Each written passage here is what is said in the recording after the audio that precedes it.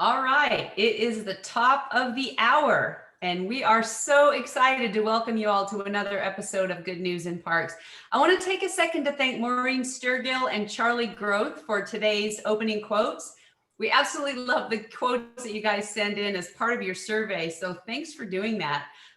It is almost NRPA time, if you can believe that. I am so excited that we're going to be able to hopefully see you all if you're attending. And I just wanted to take a second to give a shout out and huge kudos to Christine and Ruth and Nuri and Michelle and the whole team working so hard at NRPA to put on this show for us.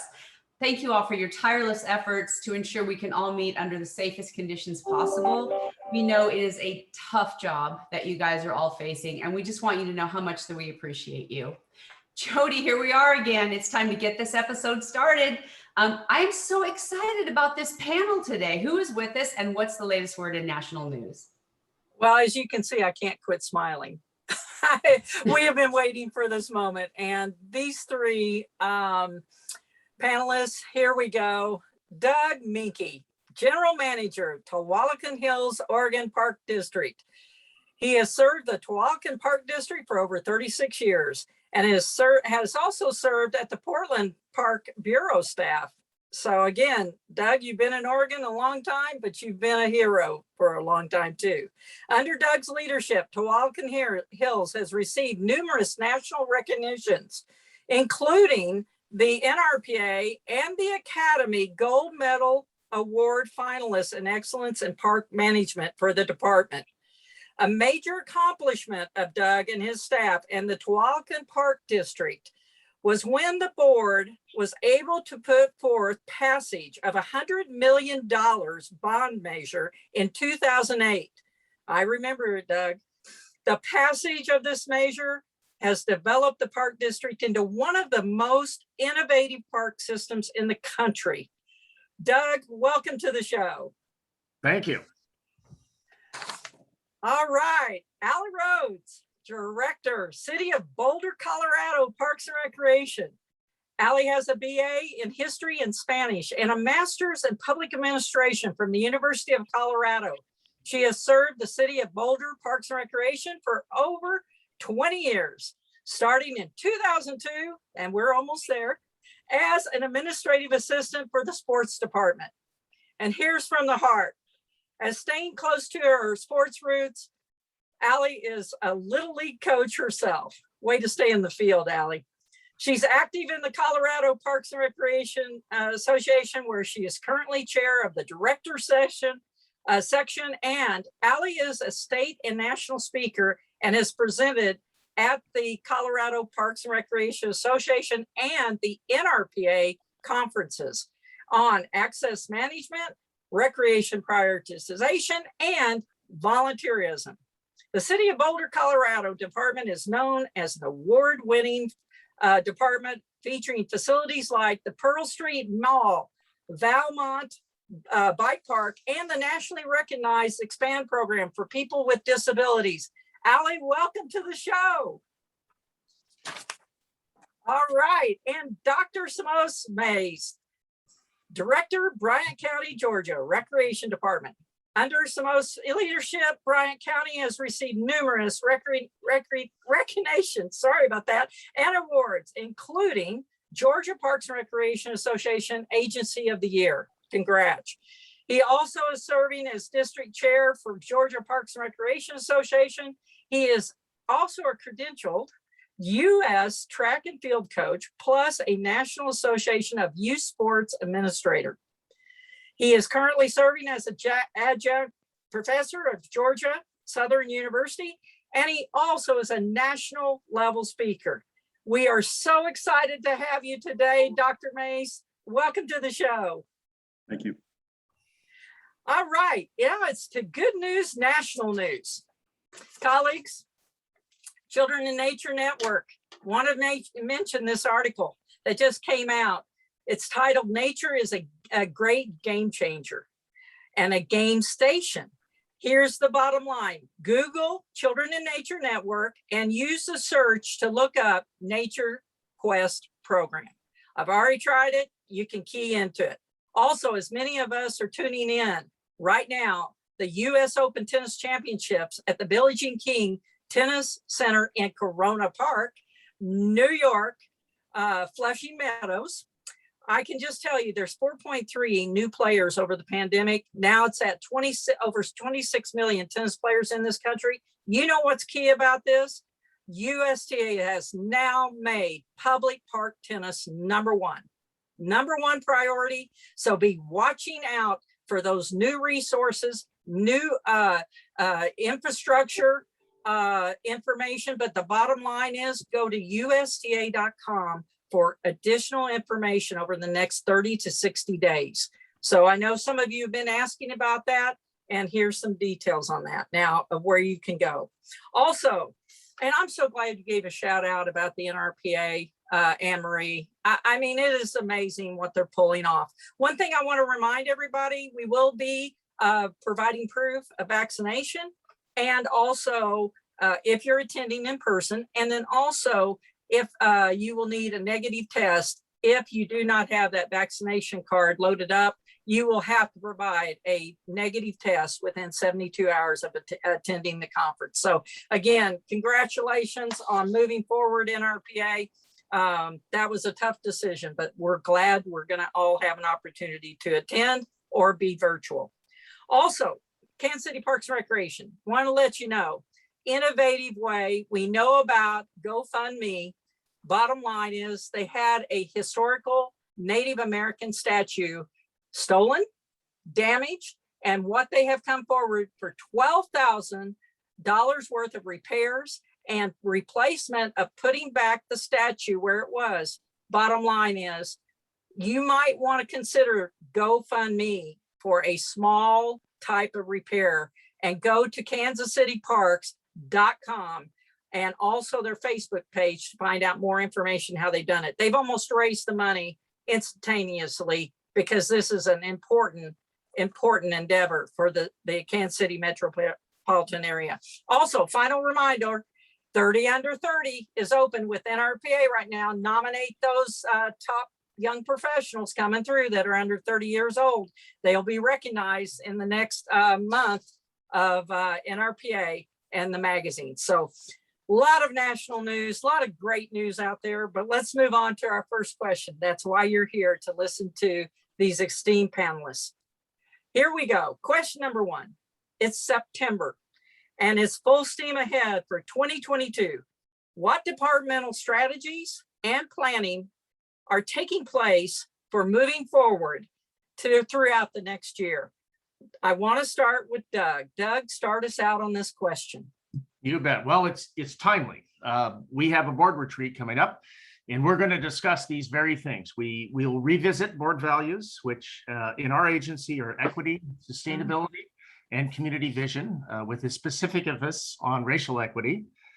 Really about doing more for our community on financial aid, particularly as a target area.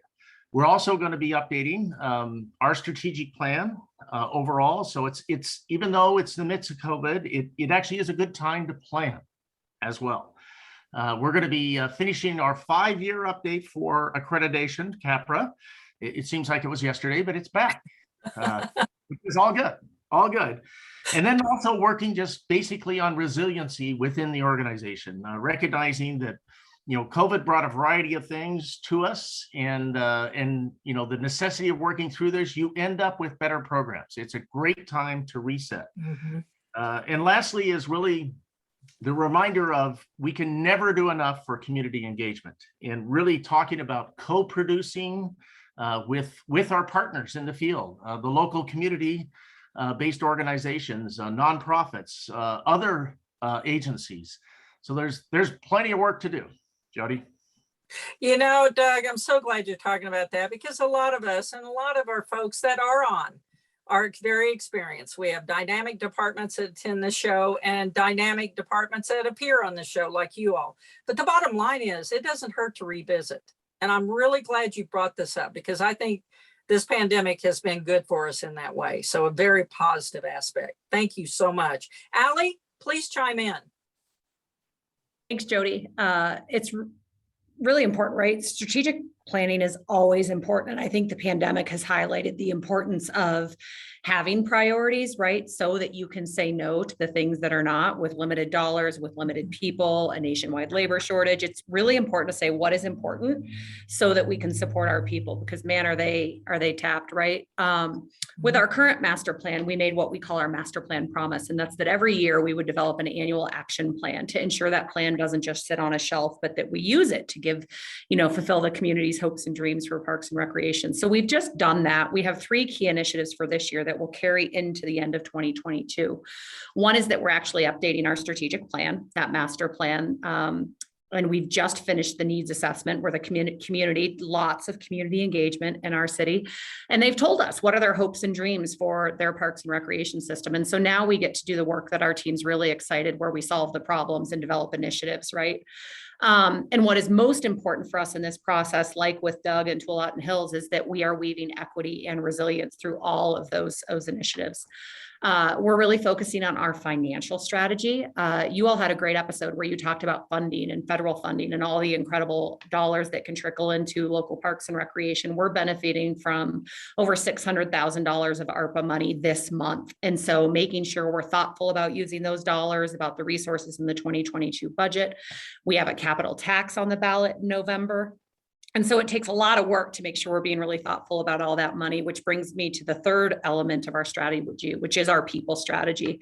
And, you said earlier something about how our people are our most important asset. And that's true now more than ever, right? And to walk that walk and show that, we're launching an organizational assessment to make sure that all of our teammates have manageable workloads. We know people have really taken on a lot with the pandemic, and clear priorities, and that our teams are organized in a way that makes sense for the work, especially as we get to strengthen our workforce with some of those financial resources I mentioned. So there's there's a lot to do, but we're excited. Well, Allie, when I was talking to you, you were going, what timely, what a timely time to have you on the show. The bottom line is you have such a dynamic system anyway. But the bottom line is, it's amazing where you all are going innovation wise. So down the road, we're going to need to share some of that innovation. I can even do that through the Good News National News. So we'll talk offline on that and get some more information out on details. Thank you so much.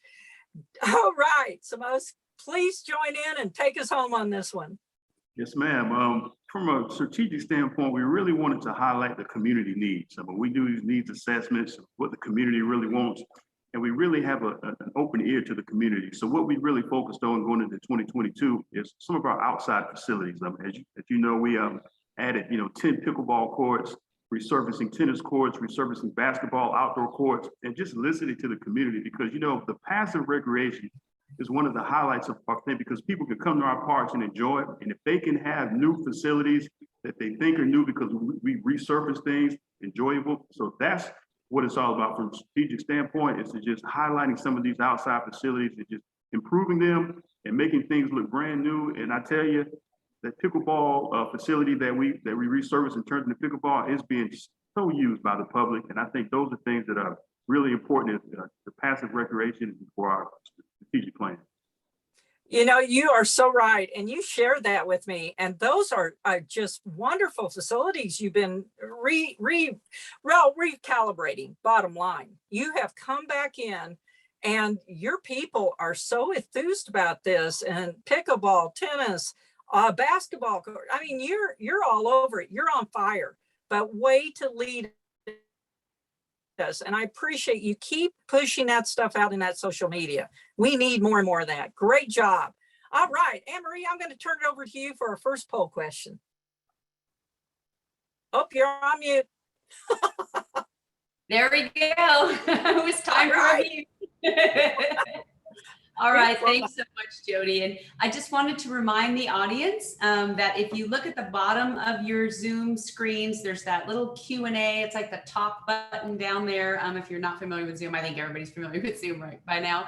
But go ahead, if you have questions for our panel or something that you would like to ask, this is your forum too. So we want to hear from you. It's not meant to be a passive. We love the audience participation. So please use that Q&A, ask us some questions. We'd love to hear them.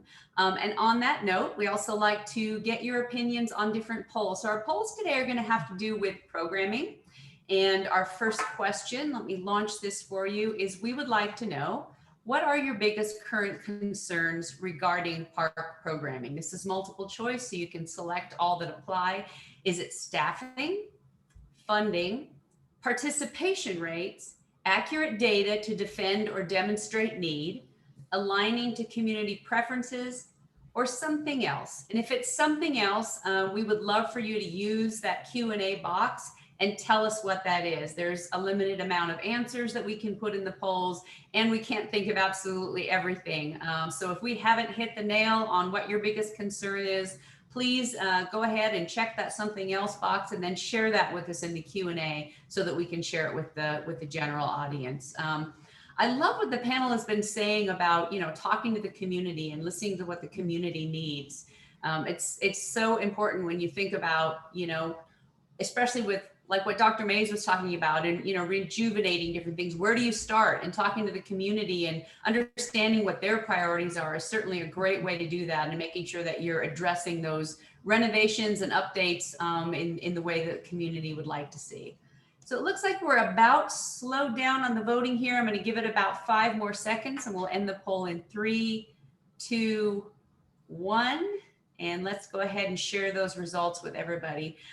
Staffing, number 1 by far, but lots of votes on the other one. Interesting that they're all kind of fairly even, I would say, other than staffing. We had a couple under the something else. Gina says lack of space and facilities. That is certainly a great concern. Thanks for bringing that to our attention. And then Luke added, I think that our biggest fear is how we fund maintenance of our park system as growth through development continues. We are hearing that all over the nation. It's a beautiful thing, I guess, if there's any positives coming out of COVID, that people are understanding.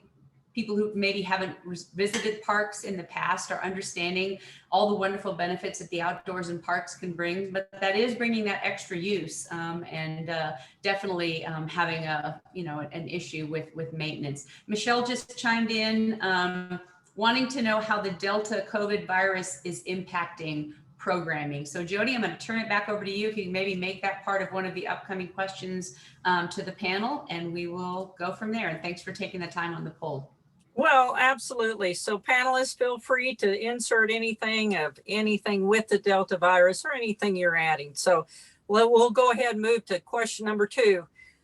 Here's the bottom line. If you could pick one program, I know this was a tough one, but this came from the audience, one program area that you're most proud of that has not only sustained itself during the pandemic, but exceeded your expectations, what program area would it be, and what were the elements of the magic within the program area for its success?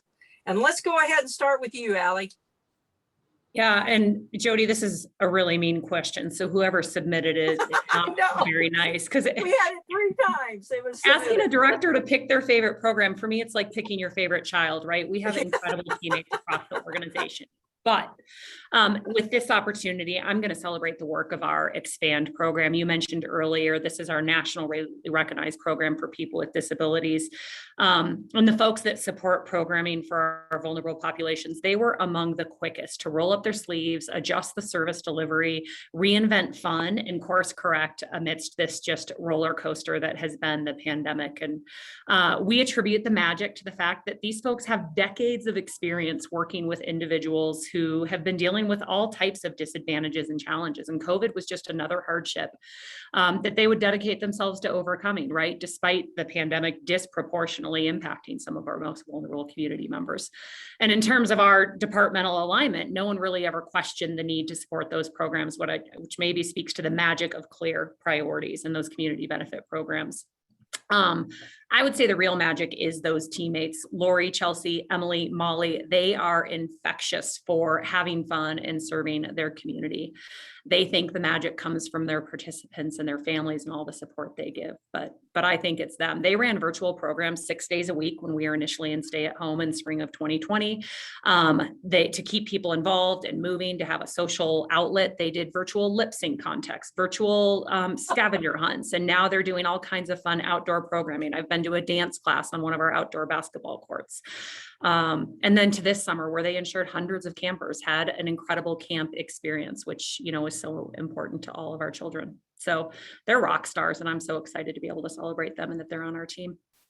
Allie, adapt, adapt, adapt, and they are amazing. That program, folks, you need to go to the City of Boulder Parks and Recreation. You need to look up this Expand program. It will help you so much and so many great ideas. Thank you, Allie. Appreciate that. Samose, please join in. Yes, I would have to tip my hat to our SNAP program, and that stands for Special Needs Activities Program. It's a year-round program. They meet once a week. They utilize our facilities for basketball, for baseball, for flag football. And I'm also proud to say that it's one of our programs that they have their own basketball league, not just basketball, but league with jerseys and officials. And we have a banquet for them after the season's over. It's near and dear to my heart.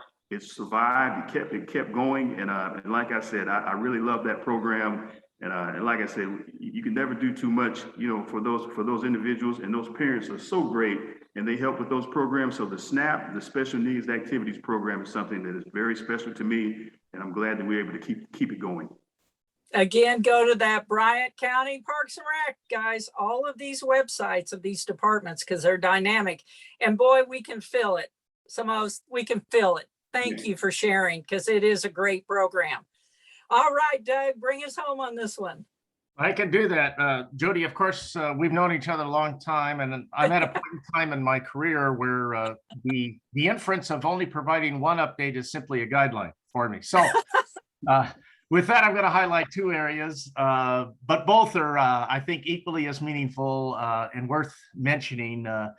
You know, certainly we understand the pandemic has brought a lot, but it also, in many cases, was experienced for all of us in George Floyd's murder, and the emphasis of the national focus on systemic racism, and really dealing with that in the midst of a pandemic. And in response, we've always felt that, you know, parks are not just the desired space; we are the safe space.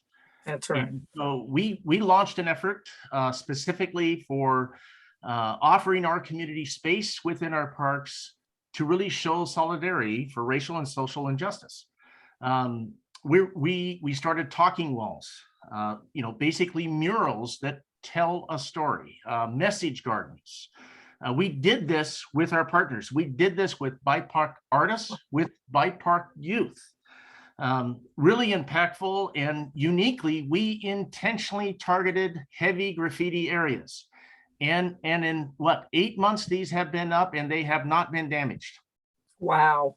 I think there's a message there. So the other program area that really has been meaningful, you know, for us and our community is the out of school time programming. You know, the preschools, the after school efforts when school wasn't taking place.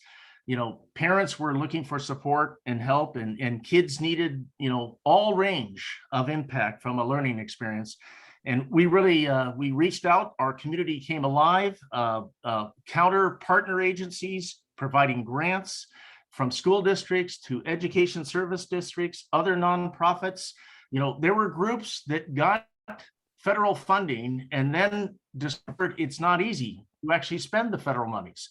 And they partnered with us. They would pick up the phone. We've got 50,000. We have to spend it by the end of August. And, you know, of course, the call came in the middle of July. Exciting, but we filled a ton of spots. Thank you. Wow, that's high powered. I tell you, Doug, you are on the move. Oh my gosh, that's exciting. Well, you know what? Let me just ask you all, and any of you can answer. With the Delta virus right now, are you changing any policies? And I'm not trying to throw you all off. Now, again, this is not planned. This is from our audience. Are any of you making any adjustments last minute within the week or two? And if not, that's fine. Just anybody can answer it. Sure, I'll chime in. We've had two things happen in our organization. One, our county did pass an indoor masking order, public health order last week. And so as of last Friday, we are requiring masking indoors in all of our facilities. Previous to that, it had only been recommended for the unvaccinated. And so we're aligning with that public health order.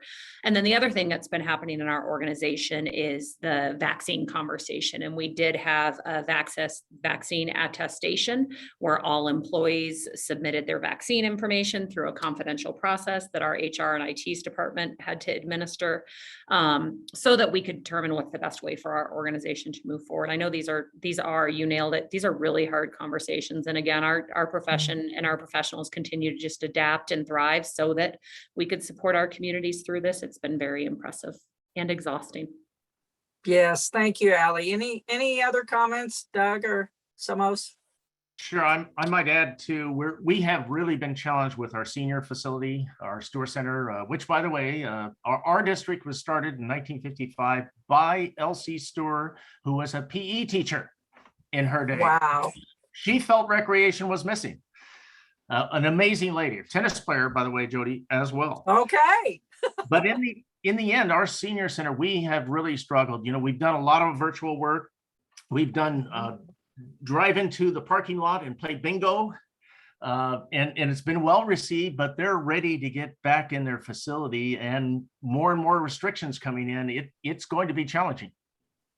Gotcha. Well, we're kind of feeling it. We're kind of hearing that. So that's why, again, we're glad the audience is bringing up some of those questions. Samose, do you want to comment, or are you good? Yes, ma'am. We are really in sync with the school system because, as you know, the school system serves the same individuals that we serve, children and communities and families. And we have a really great communication line. If someone is quarantining in school, it applies to our programs as well.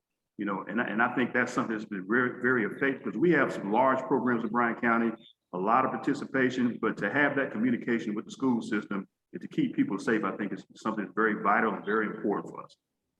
You make a great point. Consistency, all of you.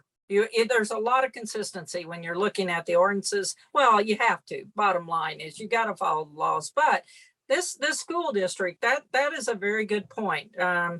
Went through that myself, and it was very good to have consistency with school districts that you were working with. All right, let's turn it over to you, and Marie. It's your time for 2 more polls. Let's get that audience involved. All right, that sounds good. So, budgets are such a huge topic right now. I mean, budgets are having to cover more and more these days. And, one of the most common methods, honestly, of raising non-tax revenue is through the imposition of fees. So we would like to know from our audience regarding programming, what percentage of your programs are currently free versus fee-based? Less than 25% are free, 25 to 50 are free, 51 to 75% are free, or more than 75% are free. And this is an interesting thing. When you get into the larger, like national parks, there's an entry fee, but then most of the things you can do when you get in there, you don't pay for. And I know a lot of smaller parks are kind of adapting an opposite type of a thing where you go to the park, it's free, but some programs maybe have a fee or a nominal fee. I've even heard of adding like a family cap so that it remains affordable for larger families to be able to do that. But it's an interesting question as, we try to raise revenue, is how is that working? So I'm going to give the audience about 5 more seconds to vote on this one. Looks like everybody's winding it up. So we'll end it in 3, 2, 1, and let's share that result with everybody. Yeah, less than 25% are free. I think that's growing to be a more common thing. 25 to 50%, 51 to 75%. Some actually that 51 to more than 75 is pretty small compared to the 50% or less that are free. So it looks like a lot of consistencies out there with the audience. So we're going to ask you one more question here. Get to that one again on programmings, and this is kind of a fun one, and this is a multiple choice. We want to know, where do you get ideas for new programs? This is a multiple choice again, so vote for all that apply. Is it from the public or community ideas? Is it ideas from your staff, other department models of success, online searches, through partnerships, or something else? And again, if it's something else, we would love it if you would add what that is in the Q&A so that we can share it with everybody. A lot of voting going on this one. Again, kind of even throughout all of them. So we just want to ask you guys, I know that's always a fun thing, is coming up with new programs and then, thinking about how they work for the community and how to get the community involved. So we're going to give this one again another 5 seconds. 3, 2, couple of last minute flurries in there. Let's end this one and share. Staff ideas. You guys have got some brilliant staff out there. That's great, but also public community ideas, very important. Other departments, great to see that everybody's sharing. Those are our top 3. So thanks again. We really appreciate everybody sharing the polls and taking the time to respond to those. It makes our show better. Just wanted to add also, Luke chimed in and said that it's a mix of all of those sources. We love to put a spin on what we see in other departments and public ideas. And that's fun too, taking a listen to what maybe somebody else is doing and then put your own spin on it so that it works with your community. Thanks, Luke, for chiming in on that. Jody, I'm going to send it back to you. Great polls. We can definitely highlight those later on too, Anne Marie. Can't wait to come back to some of those aspects. And I'm sure we'll be getting input from the audience for the next session of questions. All right, Here we go. Panelists, question number 3. Our audience is asking, how are you keeping programs and facilities and events affordable for all, which match up to our poll? We want to hear from you live. How are they matching up? Samose, you go ahead and start us off, sir. Great question. When I came into Bryan County, like a lot of people may know, if you don't know, I'm actually managing 2 different agencies. They're about 30 miles apart, North Bryan and South Bryan. And one of the things that I always wanted to do was to get those prices in sync. And it took a little time to do it, but we did it. Everybody's got the equal equipment. You got the same programming. Everything across the board is dynamic. And that's the way we did it in Bryan County, by improving the programs and getting one price for every agency. And I think that's where it had to start. You have to, if you're going to do the same pricing, you have to have the same quality programs. So that's how we did that, by adding to the quality of the programs and then coming up with a reasonable price that everyone enjoys. And I think it's fair for everyone at this point. Perfect.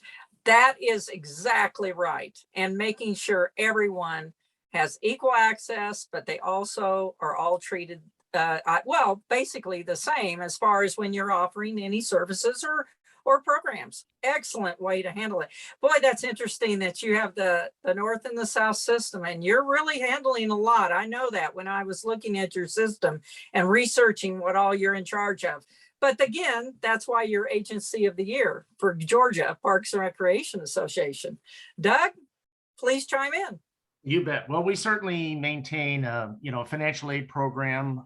It provides funding to individuals on our fee-based recreation side, but we also cover costs, and we think it's relatively creative to identify. Everyone has a different need out there, like rentals of plots in our community gardens, because that may be where they see value. They don't have a yard to enable that. We, of course, offer a variety of free programming, virtual programming I referenced earlier, really an opportunity to work with community groups to kind of co-produce events and really be sure that we're reaching underserved, underrepresented populations as well. But let me be clear on the offering of financial aid. We go into this program with some depth. So we don't just offer it. We actively work with community partners to make assessing the financial support easier. As we know, we're very efficient in many cases in government, I'll speak generically, of creating barriers. Some we see, some we don't see. But our responsibility, I think, at the highest level for parks is ensuring that we identify those barriers and we deal with them. So we've created, like a community engagement positions where the staff actually go in the field and sign people up. We partner with grant funders to help welcome new people into our programs. We're offering signups for assistance in secondary languages if English is not their first language. And we're always looking for additional partners, opportunities to leverage offerings. Particularly on the financial aid side, is to really combine those efforts where others have some funds, school districts, I think it's worked really well. So we've been able to offer, particularly this past summer, hundreds of free summer camps, free swimming, and we're using partners to get it done. Thank you. Well, again, you're going out to the people. You're not just waiting for them to sign up. That is so key. And you know what? We have, and Doug, you and I have talked about this over the years. We grew up, that's what we did. But you know what's great is I'm seeing more and more of that in departments. So I'm really glad you brought that forward again, because I think that's important that we go to the people, because not always is it an easy way for them to come to some of even our locations. Now, online has definitely helped.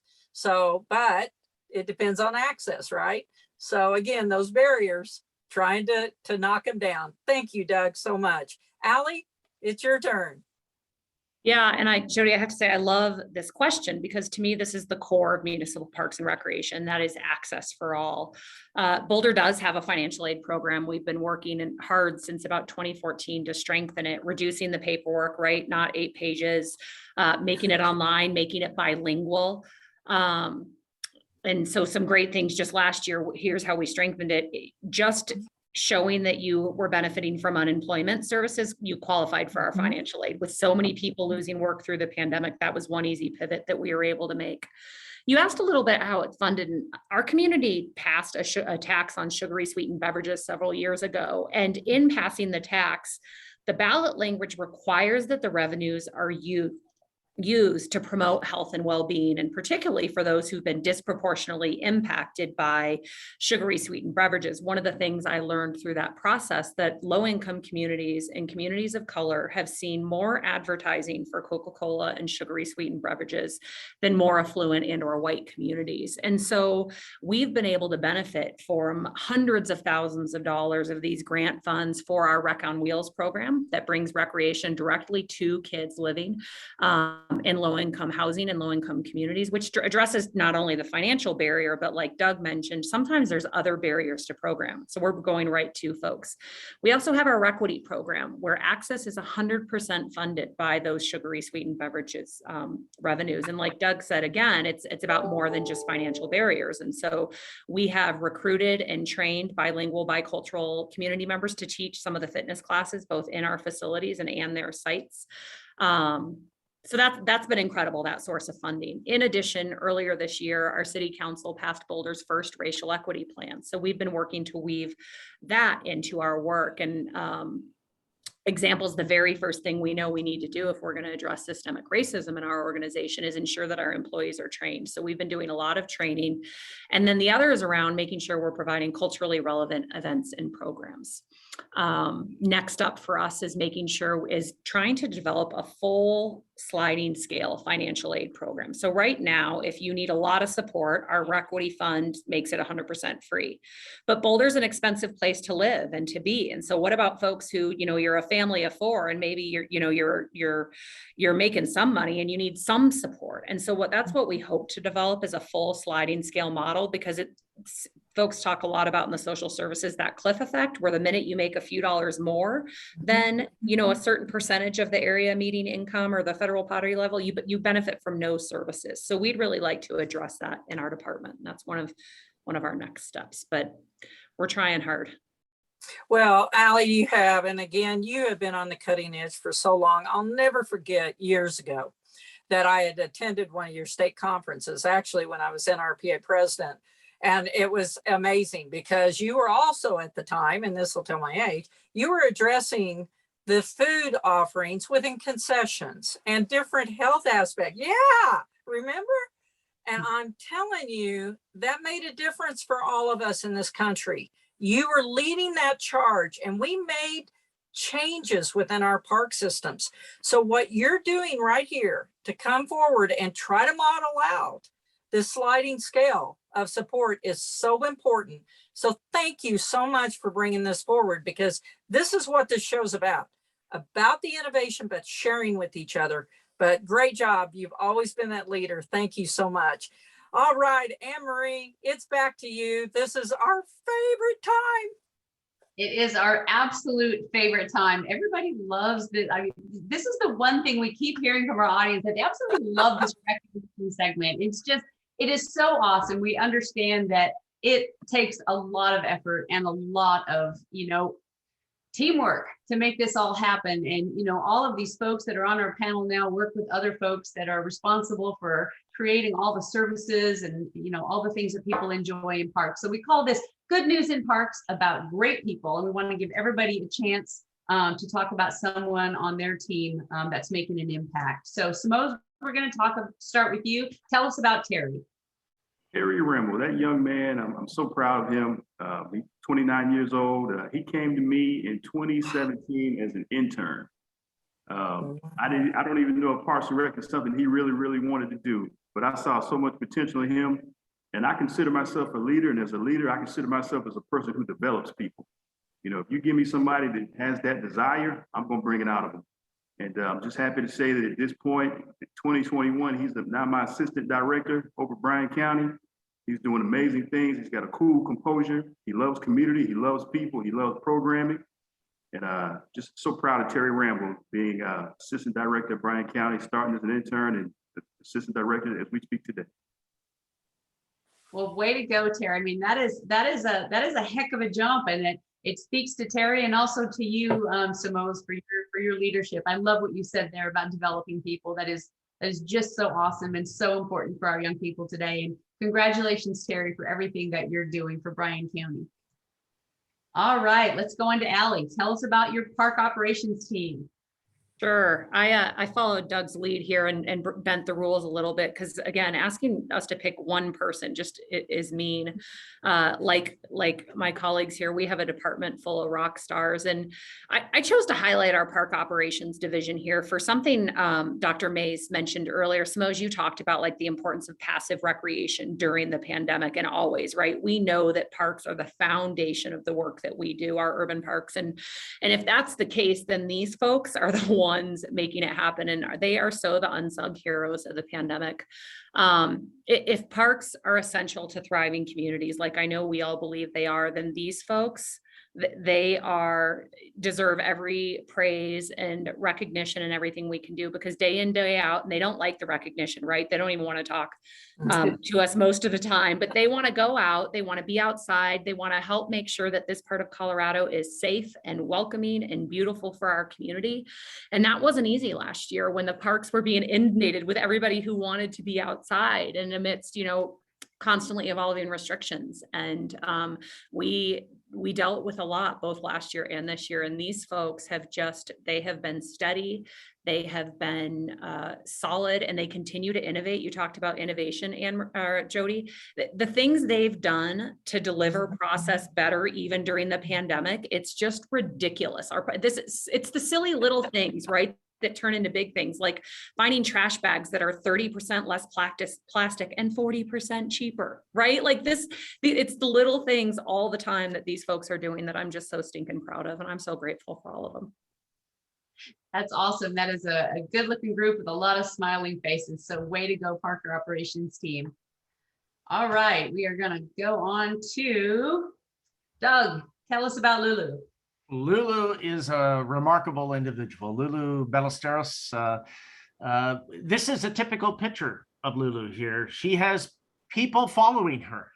And this is what she does. She is one of our engagement specialists. She's rich with contacts, and people gather wherever she gathers. She has a wonderful relationship with our local school district, and it's kind of those are the other safe spaces, schools, and that's where children gather. So we recognize the partnership there. Lulu is excellent at leading it. I spoke earlier about our talking walls, and Lulu is the type of individual that she gets a call. Mauricio Ramirez, an artist out of New York, she gets a call from a friend of her friend. Hey, this artist is in town in the Beaverton area visiting a friend. He's willing to do a wall for you this weekend. We made it happen. Let me rephrase that. Lulu made it happen. And that's the way things, they really generate from goodwill and participation and willingness to listen. Lulu's a remarkable individual. That is awesome. I love this picture too. It made me smile when I opened it, when you sent it in. It's like she's the Pied Piper of Tualatin Hills Parks, right? It's just really, I love the smiling face, and like you said, everybody following her. Very cool. All right, very good. Well, we are going to go to some audience questions now. I know a lot of you have been asking questions, so we're going to throw these out to the team. We kind of spoke already to how the Delta virus is impacting programming. We have a comment here from someone that says we are now a membership-only dog park, so they're transitioning their community to that no longer being a public park. Plus the growing pains of managing memberships. I can imagine what that's all about. That's an interesting way to shift to some revenue generation. So thanks so much for contributing that. Okay, so here's an interesting one. Who is going to NRPA in Nashville? How are you feeling about it? Anxious like me? Excited? Motivated and inspired? I'm going to jump in on this one because you know, we're also going to NRPA, and it's a tough responsibility, I think. If you think about Playcore, if you know anything about our team, we're a very large team. We have a lot of booths there, and we are really following NRPA's lead to make everybody feel as safe as possible. We'll all be using PPE. We'll have hand sanitizers in our booths. We'll have masks. We're playing a game in our booth where, you know, you take your badge insert and you bring it in, and we're going to have tongs to pick prizes and all kinds of things so that people feel safe about that. And I think, you know, from the exhibitor side, you know, I hope that everybody feels safe, that we're all taking it very seriously and protecting people. But would love to hear from the panel. If you are going to NRPA, how are you feeling about that?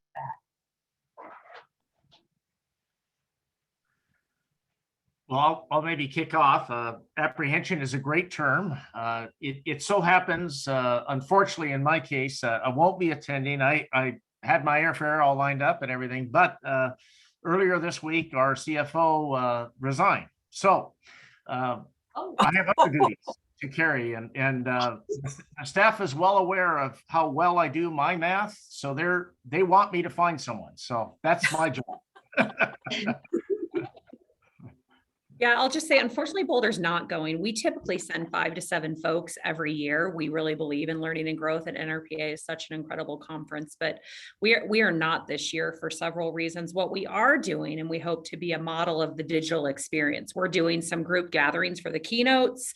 We're trying to do, you know, is it Sheryl Sandberg who says, if you can't do plan A, then kick the whatever out of plan B? That's what we're trying to do. So we're trying to make an awesome virtual experience this year. Right.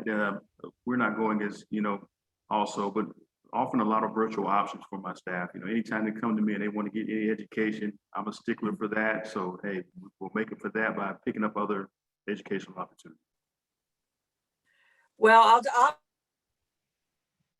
actually chime in. Yes, I am going. And, you know, I'm looking at it this way. I'm going to do everything I can. I'm vaccinated. I have already taken a booster, and I'm going to do everything I can to participate.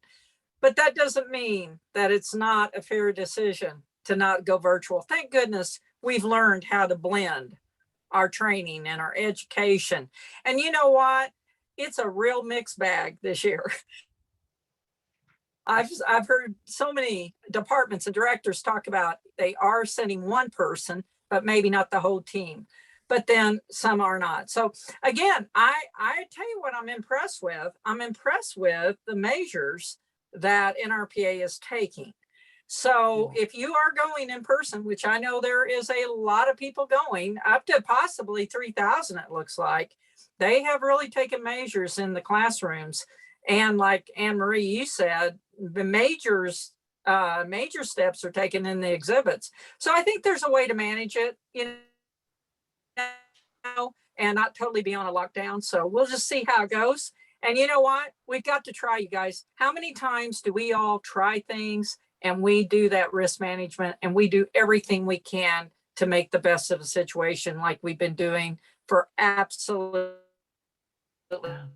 what, 18, 20 months? We've been in this. So let's see how it goes. I can't wait to see the result. So anyway, Anne Marie, back to you.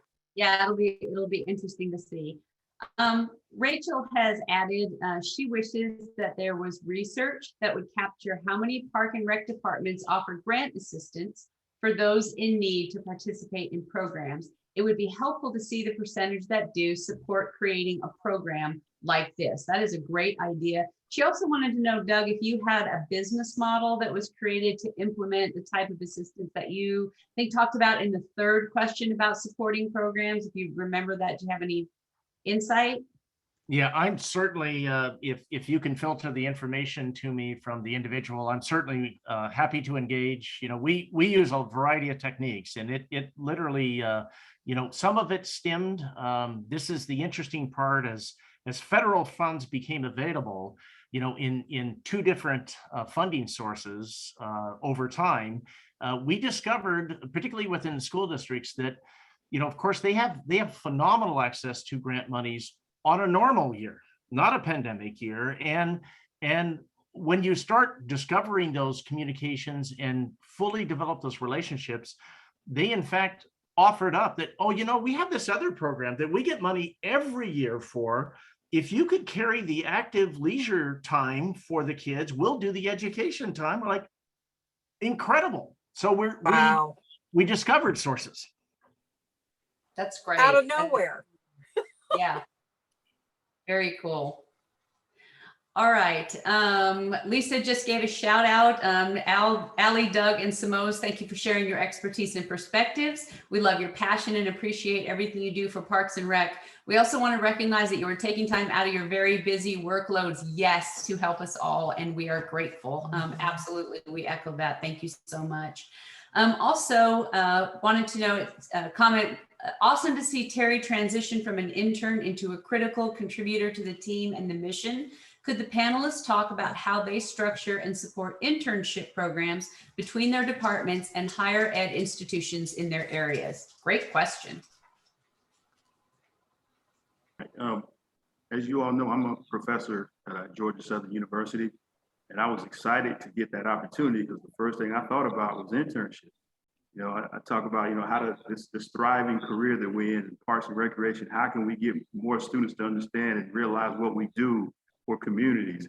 And when I got that job, Georgia Southern, I quickly got with everyone and started an internship program.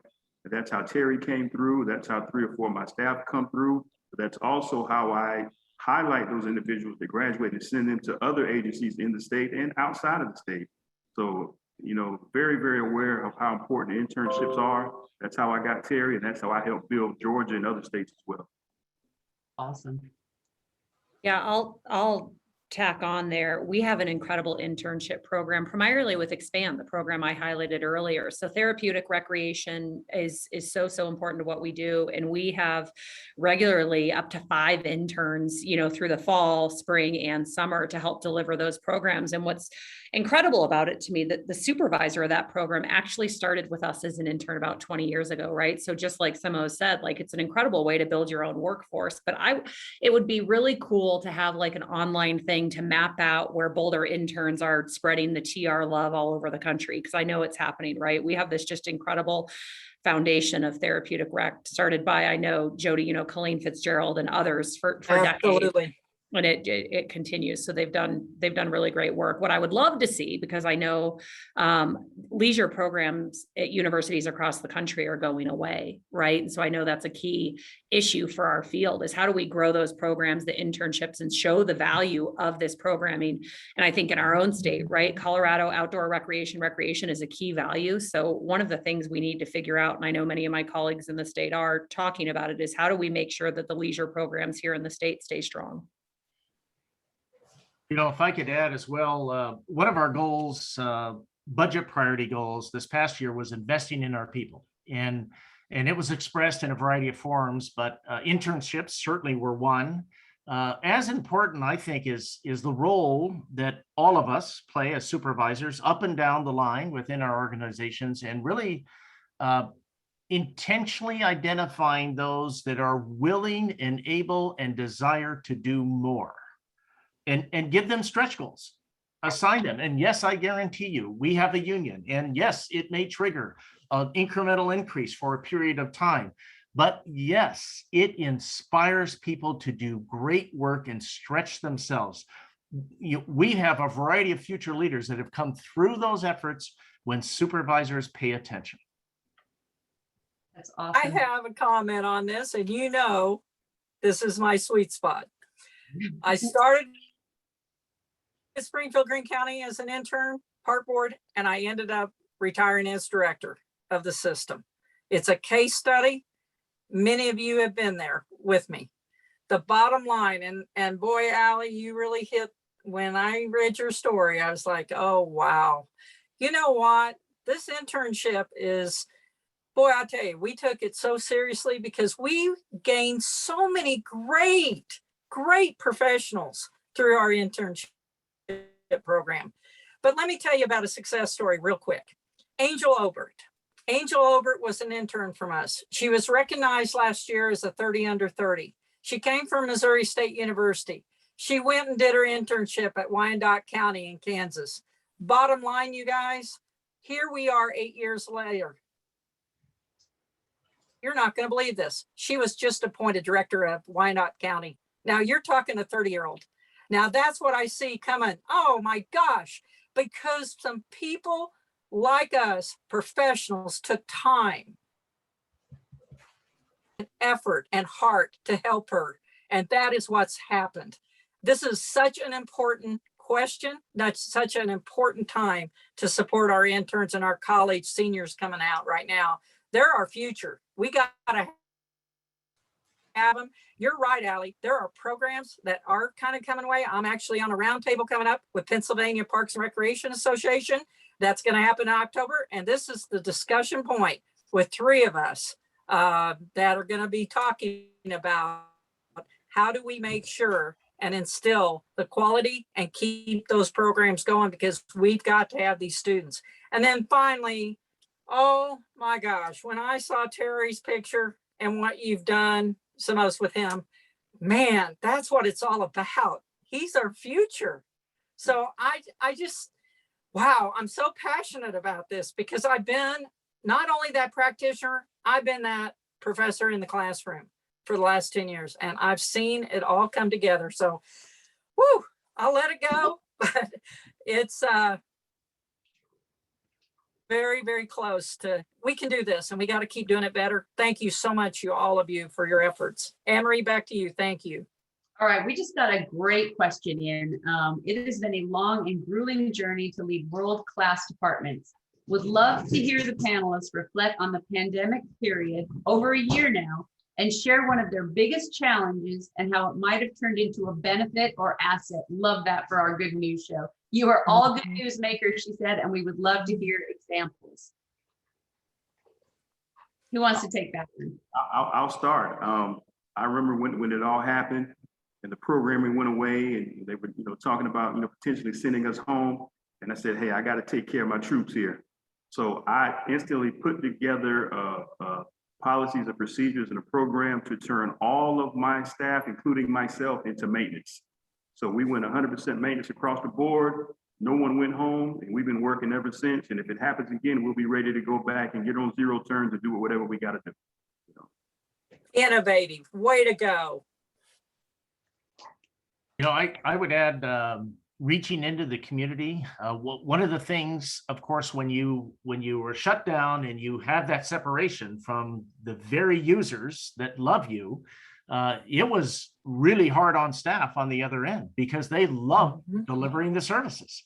So we developed a variety of contact points. This may sound crazy, intentionally meeting with your community more when you don't necessarily have good news, but they're feeling as well, and it developed conversations, a bond, a trust. When they realize you are not hiding, you are hurting too, that going through this together made a big difference. Absolutely. Excellent. I think for me, I heard the question is what's the biggest challenge? Absolutely has been supporting our teammates through this, right? They're innovators. They are incredible public servants, and it is hard. The environment is constantly changing. The community's been mostly supportive, but there's some bits of disappointment, right? As we've had to focus services. The thing that I'm most proud of that we've done actually is the business acumen our team has developed over the past year and a half. I don't think we could have taught over 10 years in a normal circumstance. Our recreation center supervisors they have worked with our business services team and they are dashboarding. We know our visitation per hour. We know when people are coming, so that as we have to shift operations, they are making data-driven decisions that people may not like, but they support. And there has not been a lot of kickback. And so they're just doing such incredible work. And the way they're using data, our community is very engaged. They're very educated and they want to see numbers and facts, because recreation is about feelings, right? Everyone thinks their form of recreation is super important, and it is to them. And when we have to balance resources, numbers make a difference. And that's probably one of the things I'm really proud of, is the way they're using data. That's awesome. All right, here's an interesting question from Tracy in our audience. She wants to know, or he, I'm sorry, Tracy, how do you foster older workers who achieve/want to grow in the field as well? Interesting question. We always think about bringing up the younger people, but what about older people who are motivated to grow? Well, I'll take that one first, because to me, I don't care the age, right? And that's one of the things we shouldn't be talking about people's age. And so I'll hear someone recruit and say, oh, I want someone young and exciting. Don't be talking about someone's age when you're recruiting. You want someone exciting and energetic. You don't know what box that's going to come in or what shape, right? We have some incredible lifeguards. I'm hearing across the country, people are tapping into the older generations for lifeguards, right? We have a policy that every employee has to have a professional development goal. And we've created framework. How do you develop professional development goals for everyone? And that's by talking to any employee, regardless of the phase of their career they're in. What are your goals? Where do you want to grow? What's a new skill or a thing you want to address? And so I think, the way I'd answer that question is you treat all your employees the same and assume they want to be growing and improving always, because that's a human thing. That's great. Anyone else want to take that one? Yes, I've always been said that if I'm the smartest person in the room, I'm in the wrong room, right? So I don't call those people older, I call them seasoned, okay? Right. As much as I teach, I like to learn, okay? So I'm always going to have seasoned individuals a part of my team, because there's a lot of things I don't know, and I'm not afraid to tell you I don't know. But if I find out and we work together, we'll be dynamic as a team. Love that. Excellent. Yeah, it's a great point. The aspect of hiring individuals that have a passion for what we do, and they do come in a variety of forms and ages, mind you. I mentioned earlier this panel yesterday that I've been told I have a childlike passion for what I do, and I am not young, but I still take it as a compliment. The end result is we need to welcome all ages in, because I don't know about you all, but we have 300 part-time positions open at the Park District right now. Wow. We are 30. We're not able to hire. It's really difficult. Lifeguards being the accentuated one, and we've seen that in our PA news and so forth.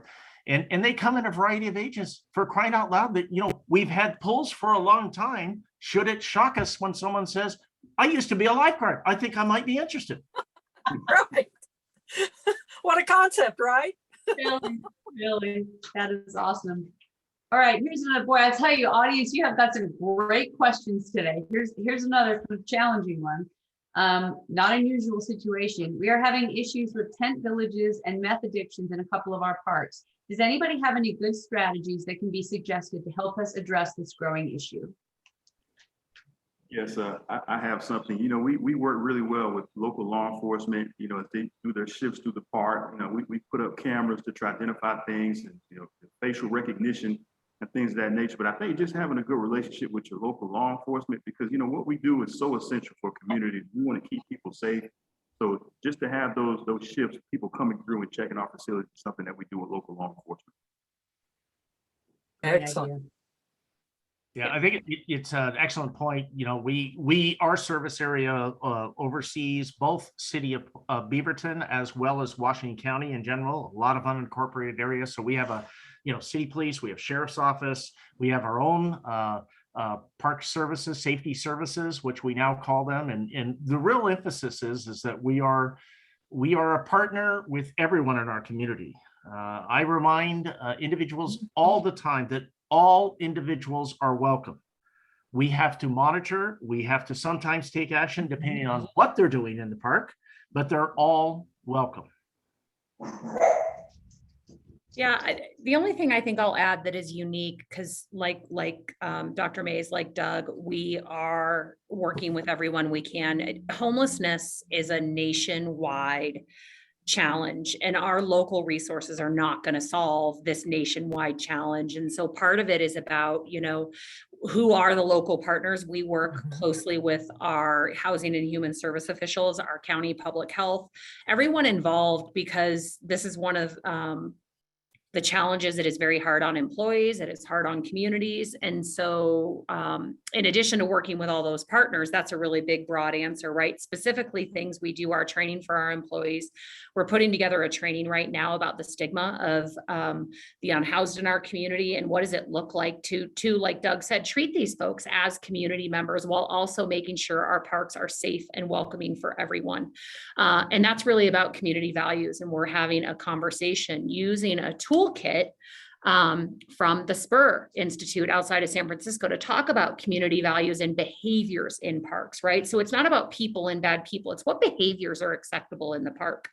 And I think that's one of the key conversation, because sometimes people see things that make them uncomfortable, but they're not illegal, right? So substance abuse, mental health, those are not things we're going to solve in parks and recreation.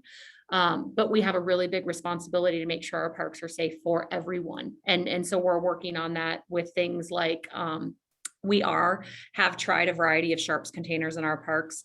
We have tried different things, but that being said, our community and our council continue to reiterate that camping is illegal in parks. And so it's all about this both and approach. In many communities, it becomes an either or. Either you care about people or you care about not having them in parks. And we're really trying to take a both and approach. So we're spending millions to get people into housing and off the streets. And now we're spending millions to keep our parks clean and safe. Let me add to this. Very interesting yesterday on our local news here in Billings, Montana. Very interesting concept. They're going to put in what's called sobering centers. Now, this is a transition. And I think you've heard about maybe these where a person is hooked on the liquor, dealing with the sobering at night. Instead of taking them into the jail with a hardened criminals, and a lot of them are in parks. I mean, whether we want to say it or not, that's where some of this is happening. They're actually taking them to a sobering center and offering them help. And you know what? Hopefully that will have some impact on that.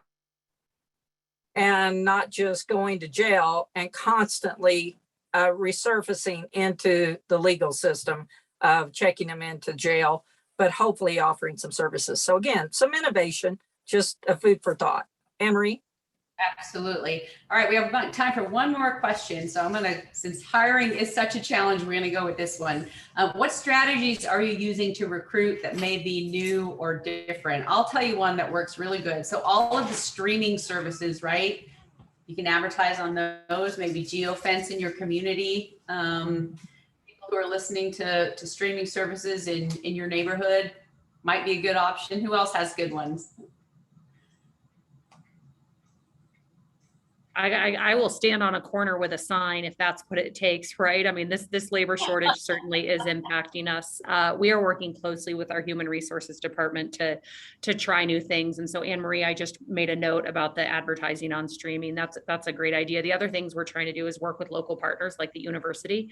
Every fall we get 4,000 new freshmen in our town, and how do we Wow. get them to come work for us? And so that's something we're working on. But I'm really excited to be quiet and listen and steal your secrets right now, because this is a big issue for us. I'll point out one item that we pay attention to. I mentioned early one of our values, our goals within the Park District is racial equity specifically.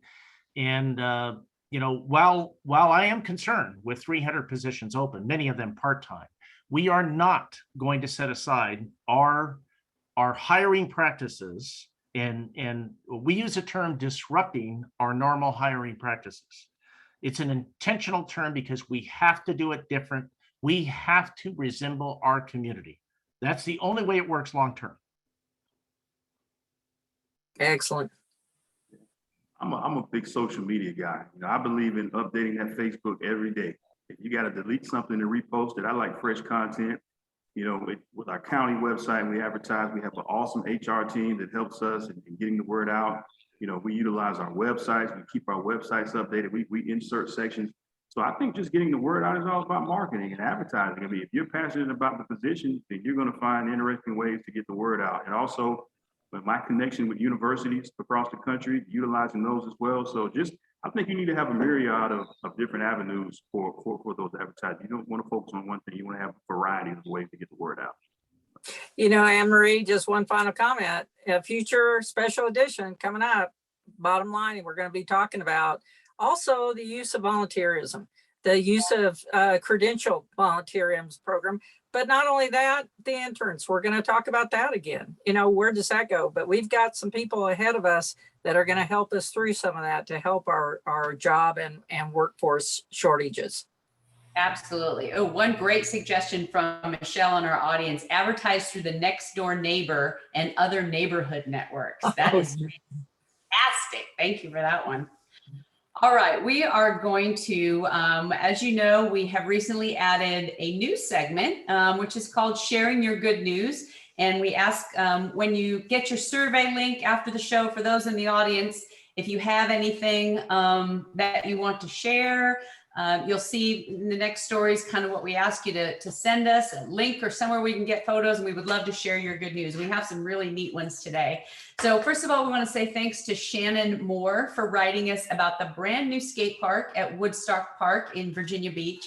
This is really cool because underneath the 30,000 square foot skate park is a 5.2 million gallon wet weather storage tank to help reduce sanitary sewer overflow during heavy rainfall. Great idea. Virginia Beach Park and Rec and the Hampton Road Sanitation District partnered up to make it happen. Park was ready for upgrades. The sanitation department needed a site for the equalization tank, and the skaters got a great facility. It's like the trifecta of wins, right? And this is really cool. Thanks to a carbon-based odor control system, skaters and park goers won't have to worry about any bad smells associated with a huge wastewater tank. Love the innovation. And thanks again, Shannon, for telling us about it. That is a fantastic facility. And it looks like those young folks are having a great time out there. Our second viewer story comes from Melinda Wheatley in Hillsborough County, Florida, about a brand new accessible playground. This is a really cool story. It's called All People's Playground. It's part of the legacy of Becky Forsell, who was a relentless force for what she believed in. She advocated for people with disabilities and worked in the county for years to break down barriers. She passed away in 2019, but her husband, Craig, was at the grand opening and said she would have been amazed. What a beautiful tribute to Becky with that lovely new playground. And then finally, our viewer, Catherine, sent in a link to another really great inclusive space. I absolutely love seeing all these inclusive playgrounds popping up. This is wonderful. On August 28th, the city of Sapulpa, which is in Oklahoma, opened a brand new inclusive playground at Liberty Park called the Everyday Heroes Playground. It's a 7,100 square foot space. It provides an intergenerational inclusive experience with an emphasis on age appropriate graduated challenges for all ages abilities. And you can see from the images, lots of the town's first responders, including police, fire, and ambulance, turned out for the celebration. And there's a lot more images on the City of Sapulpa's Facebook page, so check them out. And thanks for sharing that good news, Catherine. And then finally, here is the link to take the survey for today's show, or you're welcome to wait until you get the email that will follow up. This is your chance to tell us what you want from future shows, as well as share your quotes and good news for future episodes.